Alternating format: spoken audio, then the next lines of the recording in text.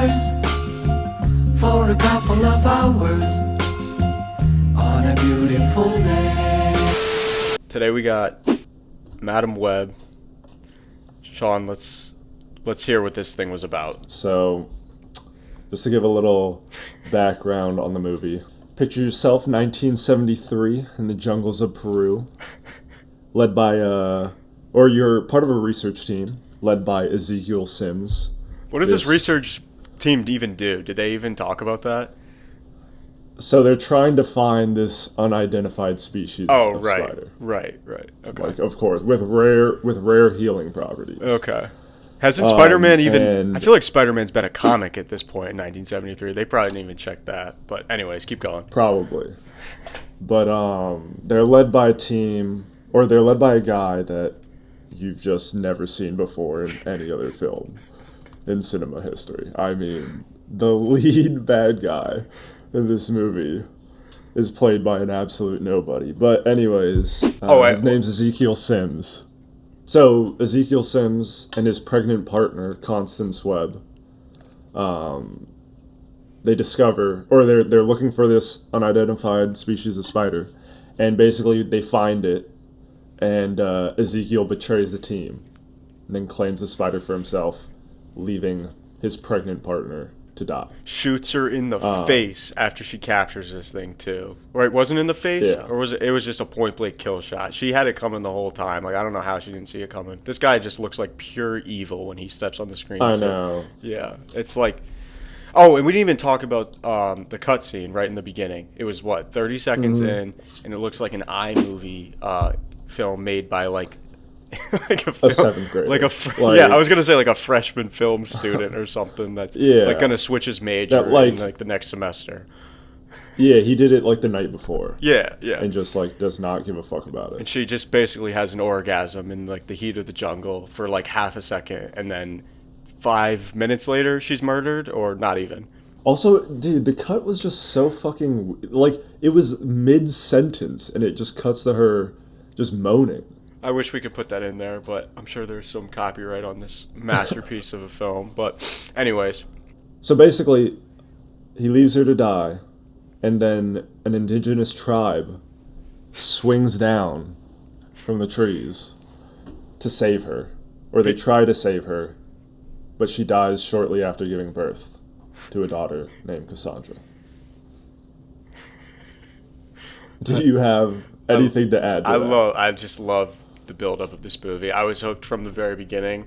The costumes on these guys, it looked like they put just like dirty garbage bags that got spray painted red. Like, I need to know. Yeah, the budget definitely didn't go into the costumes. Yeah, that's for sure. Entire film. I need to know like what the thought process was. We're just gonna put like a red web on these guys and have them like. It just looked so ridiculous when they were coming down to rescue her at moment's notice. But they did get her. At least Cassie was born. Thank God, or we wouldn't have had this movie. Right.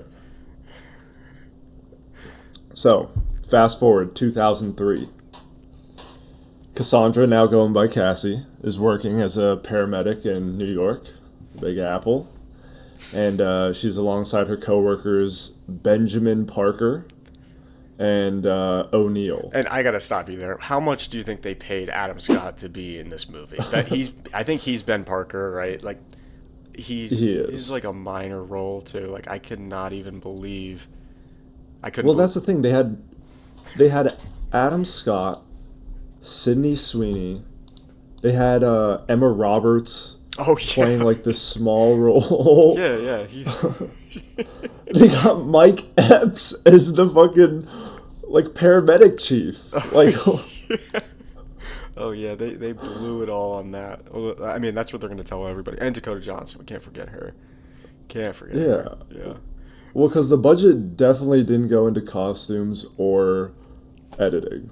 Yeah, like I'm gonna I don't say know. over under 10 million Adam Scott got for this movie, and he probably had like 50 lines total, which is I don't even think it was that many, dude. Maybe, yeah. Like, he was he was in I can off the top of my head I think he was in like 10 scenes in the movie, which is not. It's probably not even 50 lines, but yeah, I couldn't believe they were able to get him to agree to this thing. He's a great actor, but Oh yeah, Adam Scott. yeah, Love him in Severance. yeah. I mean, he did a good job in this movie. They should have maybe made him, Oh, yeah, paid Spider-Man him or more? something. Yeah, he was worth however much they paid him. yeah, yeah. He killed it. Anyways, so she's working as a paramedic with her coworkers Ben Parker and O'Neill, and then during a dangerous call, Cassie falls into the water and has a near-death experience. And And yeah, talk about it. it just, Talk about I it. mean, the special effects here, like, blew Empire Strikes Back out of the water. It was so confusing to watch this. Like, being objective, I had no idea what was going on, but obviously I knew. Maybe she was going to get some sort of spider powers, be able to, like, scale a building or something, but Yeah, but little instead did it's I just- know. Dude, imagine she's literally just like That's So Raven. That's who she is. Yeah. So yeah, so Keep Ben going, keep Ben going. does save her. Yeah, Ben does save her, and then she begins to experience, the visions and literally That's So Raven. Holy Yeah. shit. But yeah, no, she initially dismisses them as like deja vu. She fucking shrugs them off. Everybody has that shit, dude. Yeah. But but then possibly one of the greatest scenes I've ever seen, when she has a vision of her like chief paramedic guy, O'Neill, aka Mike Epps, just getting T-boned to death while driving away. And she just shrugs it off. Or no, she warns him, but he shrugs it off. He's like, don't worry about it. You had a crazy experience. And then it's like a one single shot of him slowly driving away in the paramedic truck, in the ambulance. I shouldn't be laughing, just- but it's so funny. No, it's honestly not. But the thing is, like, the shot was so long. It was literally like a 20-second shot of him just driving away. Yeah, she had And like then an 5... 18-wheeler just Yeah. coming out It's like of Grand nowhere. Theft Auto, dude. And like the truck, there was no like, what was the reasoning by why the truck hit him too? That was the other thing. It was on like a road with zero traffic and right by Yeah. the water. So and the truck was going like 100 right at the like edge of the water. Where the fuck was he going? Yeah, one of those like small like side roads that like Yeah. you drive by like along the ocean. Yeah. He was literally going into the bay if he didn't hit this guy, hit Mike Epps. And Dakota Johnson had like 10 chances to realize that like maybe That's Her Raven powers could save this guy, but no. She probably should have called Adam Scott, but she was still figuring it out. Anyway, so after O'Neill gets T-boned, Cassie realizes, she can see into the future. She's got this power. But on the flip side of things, Ezekiel Sims, still alive, young, healthy. Oh yeah, He I almost has... forgot. Yeah, like he wasn't really Asian. But yeah, so Ezekiel, he doesn't have the same powers as Cassie. He can't like see into the future really, or fucking Professor X his way into people's heads, but he does have enhanced physical ability. Dude, also, now that I'm looking at it, 2003, Cassie works as a paramedic in New York. Do you think she worked during, this might have to get cut, but do you think she worked during 9/11? Oh, dude, I thought you were gonna say, do you think she worked during like a Spider-Man like like a Spider-Man encounter with the Green Goblin? She's like, what? Why can't my mom was into spiders? Like, what's the connection there? Cassie probably no. To answer your question, she probably didn't, but I don't even really know how to base my evidence there. Maybe she did. So Ezekiel, he's still alive and kicking, young, healthy. He's looking for 3 women, right? Julia Cornwall, Anya Corazon, and Maddie Franklin. 3 people you've just never heard of before in Yeah. your life. So he's trying to like kill them. Well, he's getting visions too. So he's Dakota Johnson's powers plus all the cool shit. Yeah. And yeah, and then he's like, he tells his assistant that he's gonna go murder 3 chicks. She's like, yeah, sure, whatever, like whatever you need. I'll just sit here in your lair and like tell you where to find them. And then where does he find them? He's at Grand Central, right? So he's while his visions are leading him to those 3 girls, Cassie's visions are also like leading her to the girls to try to save them. Mm-hmm. That's literally her power, or that's literally her only reason this entire movie is just to save these 3 teenage girls who have no idea what's going on from this raging Hispanic man just coming out of nowhere. But basically, yeah, she's on the subway, and she starts like having the craziest visions of all time. Yeah, like every person she sees, and it goes through like 5 different people. Ezekiel comes in and just like slaughters. Yeah. That was, and it's so and it was drawn like out, 5 dude. minutes of that. It's so drawn out. Like I don't understand. They did that the same exact thing with Mike Epps getting obliterated by the 18-wheeler. It's the same. It's the same thing. Like we get it. Like we understand what's gonna happen. I don't think you mentioned too. Like the Ezekiel is trying to hunt them down because he thinks that they're gonna kill him. Basically, like he has a vision that they're gonna kill him or whatever, and that's how he's gonna like. That's his fate, and that's why he has to like go murder 3 teenagers for no reason.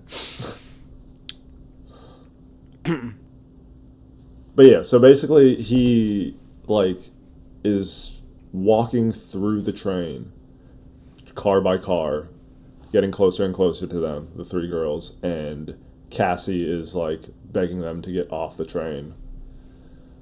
They escape from him, they steal a taxi, and she takes the 3 girls outside of the city to hide them in a nearby forest. It's like, who the fuck wrote this story? She didn't crash either, right? She just like drove there.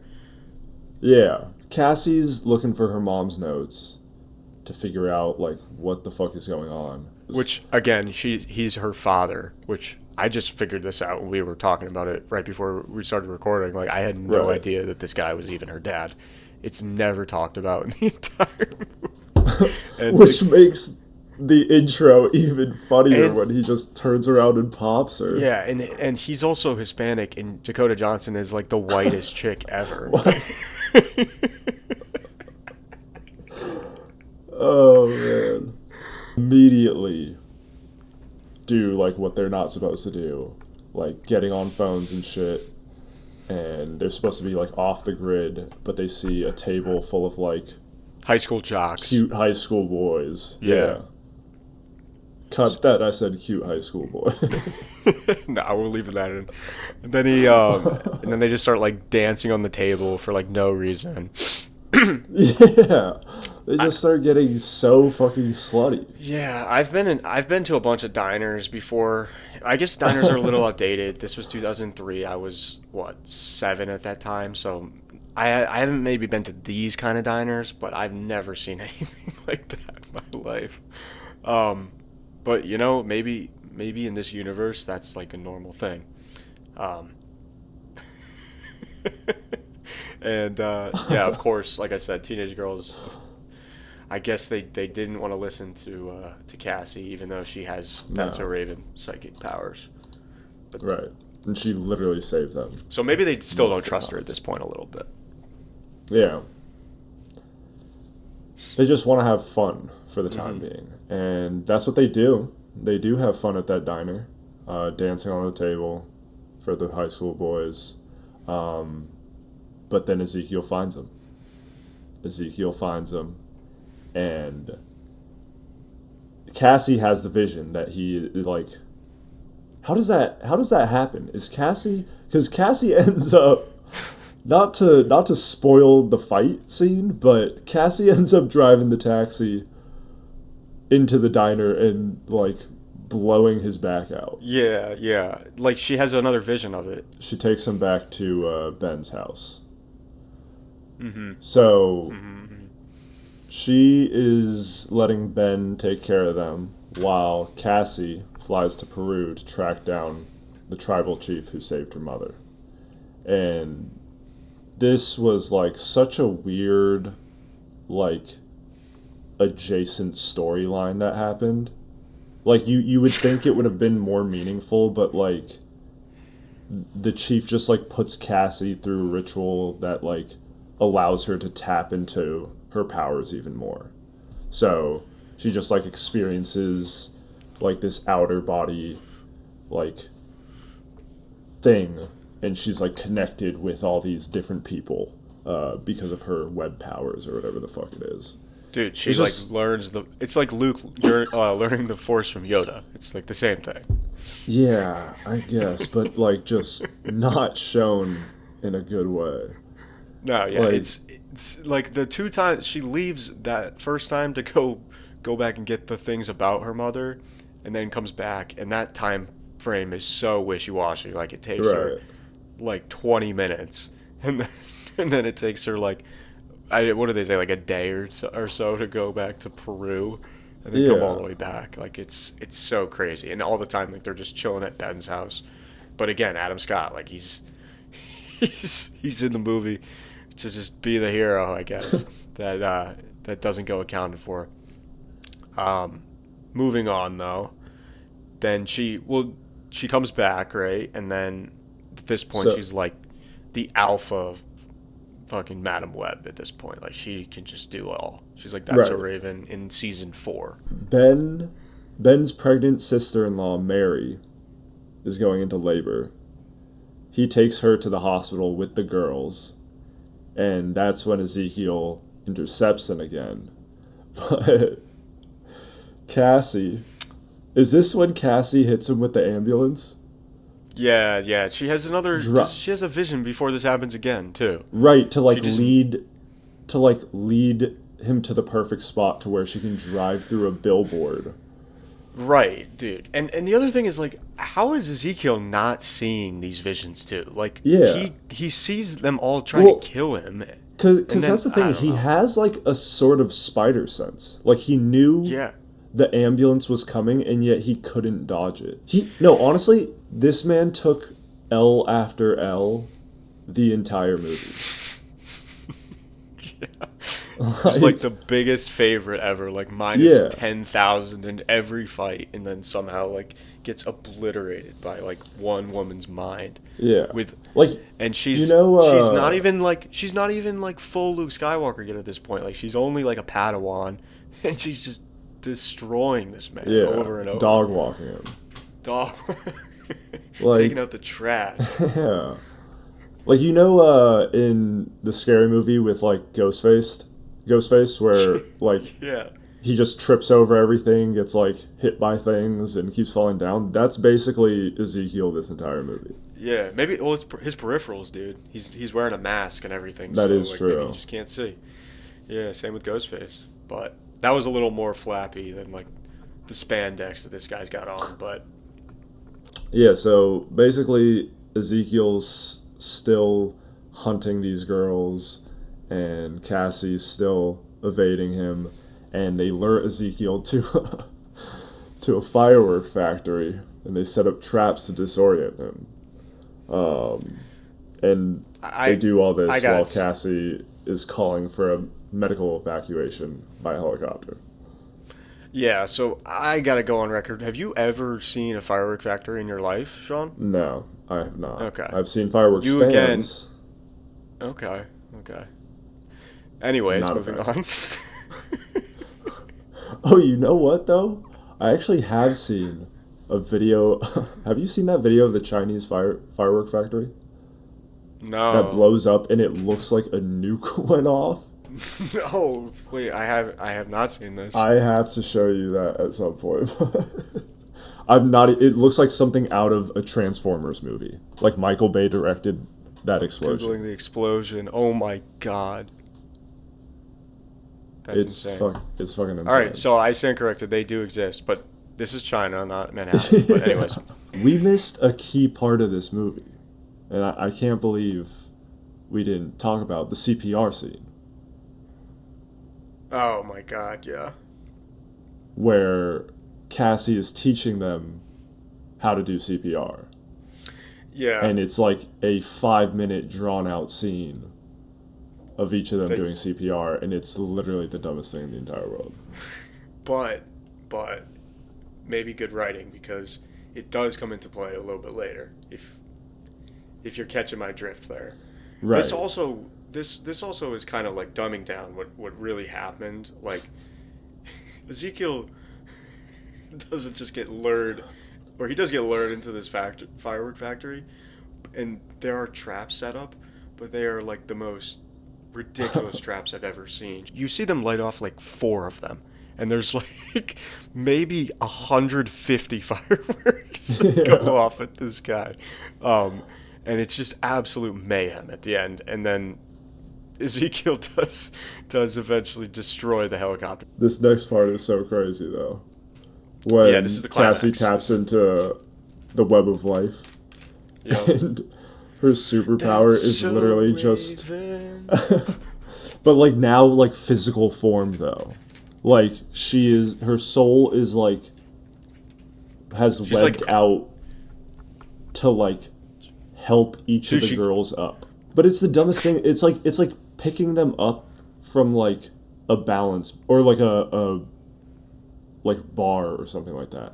Like, there's a metal Yeah. pole she's hanging onto, and she, like, reaches out her hand, and the girl, like, grabs it. It's like, what the fuck is this? Yeah, and she's all of her superpowers are just her like reading where the fireworks are coming, and she's like Right. moving out of the way before they come. It's just like super lame. She saves the girls going into Web of Life mode, Avatar mode. Then she sets off the final trap, which crushes Ezekiel, right? But then all the fireworks are fucking going off, whatever. Cassie has now fallen into the water. And Like she the gets Hudson River. Yeah, and she gets absolutely sniped in the face by a firework. And when I watched this, I didn't even notice this until the next scene. And when she swivels around, spoiler, this is the demise of what's his name, of Ezekiel. It's Cassie's like, she's basically taken to a hospital, and like it's revealed that she's like blind now. But I Yeah. had no idea that this thing even hit her, because I it's kind of like I the didn't first know scene. I saw it like headshot her, but I didn't think it would blind her. Dude, yeah, she got absolutely nailed with this thing. And The one again, firework it's she such a couldn't see coming. yeah, such a plot hole. Like, her big trap too was like seeing a firework hitting Ezekiel and like moving something out of the way. It was like an object that she had like fall on him or something. Like, Yeah. oh my god, this movie was so terribly written. Cassie wakes up, right? She discovers now she's blind and paraplegic due to her injuries. And she swivels around in her chair, and she's just wearing the most tilted glasses I've ever seen. Just like, looks like a complete dunce. Like, the soft smile she has constantly on her face. I'm like, what am I fucking watching at this point? She's this looking was- out of a window with no vision. And they're all like just hanging out in her house. She's literally like Professor X, and they're all her mutants at this point. Yeah, why We did also- they position her out the window? I Why did she I position think herself? I think they just kind of like took that from X-Men, honestly. And then, yeah, that what a way to end it though, right there. She should have just been like right in front of a wall. Yeah. I was. Yeah. That would have been Yeah, way better. Yeah, they should have just had her like. They should have just had a still, like a close up of her face, like Yeah. talking to the girls, like, I couldn't have done this without each and every one of you. And then they like pan the camera, and she's like looking at. Talking to a wall. Yeah. She's like in a closet or something, and they just only hear her muffled voice. Like, what? What'd you say? No one's even in the apartment. But they're all there. fucking They're like dancing eating on Chinese tables. food. Yeah, they got like Chinese food. They're all friends now too. That was another thing. We didn't even talk about that. Oh, All the yeah. girls were like, they had their little Well, tips. they all considered her like their mother because they Yeah. all like were in like a foster home or some shit or didn't know their parents. No, dude, they just bonded over like dancing on that table in the diner. That was Yeah. really what sold it. Man, what a movie though. was All right, really let's get fun, into the though. ratings though. So let's talk. We already kind of touched on the characters. I'm giving them a 0.1 because we'll go 0.5 because I know Cassie's name, or I probably still got her name wrong. If I got her name wrong, then it's a 0.1. Is that her name? Cassie? Oh, it is Cassie. Okay. Yeah. So it's a 0.5. I could not tell you any of the other characters' names. It was just Sydney Sweeney, Adam Scott, Emma Roberts. And yeah, I mean they were bad. The villain was very cliche. Yeah. Ezekiel Sims. I just could not tell you any character distinctly from one another. All the girls were kind of interchangeable. They were all kind of like they were all just like very similar in their mindset. They were just kind of afraid of her. None of them had any sort of character arc. Her No. character arc was finding out she had That's a Raven powers, and that was that. So I'm going 0.1 there. A 0.1? Yeah, can we go 0? I won't go 0 because I remembered her name. No, not 0.1. I said 0.5. I'll stick with 0.5. Yeah, 0.5. I'll go with a 1 here. I'll go Okay. with a 1. It's bold, And dude. I know. A whole solid I respect 1 it, though. point. But I just feel like Out of 10, mind you. Out of 10. I know, This is the I know. first time we're doing this. And I just feel like I gotta give it a 1 because when I watched this movie, I felt like they knew it was going to be so bad that they didn't give a shit. And so I can't like judge the characters and how they were portrayed like as that bad because I feel like they knew it was going to be fucking horrible. You know what I'm saying? Yeah, that's fair. That's fair. But as you were saying, like the characters themselves, like super the 3 girls were like very forgettable. The 2 other girls besides Sydney Sweeney, like they I guess acted the parts well, but it's like they all seem like minute characters. It's like what's going on? Yeah, honestly, none of the characters were bad acted except for Dakota Johnson, who Right. like Dakota gave Johnson her was best horrible. performance of. No, she was like a mix between Marlon Brando in The Godfather and. I'm gonna shoot myself if you finish like that sentence. him and Katie Holmes in Batman Begins. It was somewhere in between there. Take that as you may.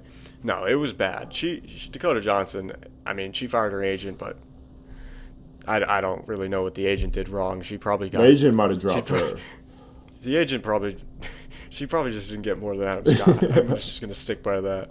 All right, so we got. What is that? A 0.75 for characters out of 10. That's a hot start here on Ripe My Avocados. favorite character was probably O'Neill, who gets fucking T-boned by the truck. Like He's or- in like or- one scene. the guy on the subway that like doesn't know what train yeah. he's supposed to be on. Yeah, that was hilarious. That was like the only joke in the entire movie that actually landed was that Yeah. guy. Like commenting to Dakota Johnson like what subway train he was on. Yeah. All the intended jokes were just so bad. It was horrible. That's kind of So the cinematography, I mean, I guess we'll give them some credit. They did use CGI, Yeah. not well, but it was there for sure. It was definitely there. The fight scenes were still above what I would film in like my backyard if I was like having a sword fight with somebody trying to record it on my iPhone. Like it looked better than that, obviously. But this is crazy that I'm even comparing it to this. So I'm still gonna go 1 here for cinematography. The music, I don't remember anything about that. Nope. The direction is just abysmal. But I'll give it 1 because the special effects, they had whatever their budget was, like $50 million. So not utilized well, but it was there. Okay. 1, that's kind of crazy for me. I would probably go like 2.3, just because I feel like the shots were clean. Some of the shots were like clean in my eyes, and I feel like the sets were nice. Like in the diner, it had like a cool vibe. Yeah, yeah. And no, you're right. Like there were some cool shots, and that's why I'll give it like my 1. I'm sticking by that though. But, yeah, but like the direction, production, set design was fine, I guess. Like it was fine. Like it was just a movie in New York City. Like we've seen how many of those? Like it's not that hard to do. yeah. But I'm really giving it. I'm just taking so many points off for the direction and like the production of it, dude. It was just so. I don't know, man. It was just very, very wish-washy. It felt like, we talked about it earlier, it felt like all these scenes were just kind of like thrown together in random order, which kind of gets into the writing. There's just so many plot holes, dude. Yeah. Unbelievable amount of plot holes. It was just written by a first grader, whatever. We've used every analogy in the book. I would probably give this a 0.5 again. Like, the only thing I just have to give it something. I feel like that's the lowest thing you can probably give it. I could go 0.1, but I'm feeling nice today, so I'll go 0.5 there. I'm gonna have to agree with you on this one, somewhere between 0 and 0.5. But All right, so I'll give it a generous like 0.2. I'll give it a 0.2. Okay. I mean, Chill. like, I want to know like who wrote the script. And, like, whoever wrote the script, this had to have been, like, the first time. Because the pacing in this was just so horrible. Like, writing out those scenes to where, like, she's going through 3 to 4 premonitions of what's going to happen. Like, they clearly had no story, and they were just filling the space with, like, these, like, individual scenes that happen. Like, it was just so horrible. Yeah, it was an absolute mess. But with all the bad, there was some good. Entertainment, the final category we have here at Right by Avocados, I would give this a 10 for entertainment. It was so fucking funny. Not one joke that was supposed to landed except for the guy on the subway, but I was laughing my ass off the entire time. This was like on par with like Avengers Endgame. Dude, this movie was fucking incredible. 10 out of 10's kind of crazy to me, but like, hey, I'm not gonna tell you how to do it. A 9.8 for me. Okay. Like, it was, all the points you said resonate with me because like I've been saying this whole time. I swear to God, they like knew this was gonna be like a dumpster fire, so they just like fucking rolled with it and just said fuck it, we'll do whatever. And like I loved the fact that I'm interpreting it that way because it makes this movie 10 times funnier.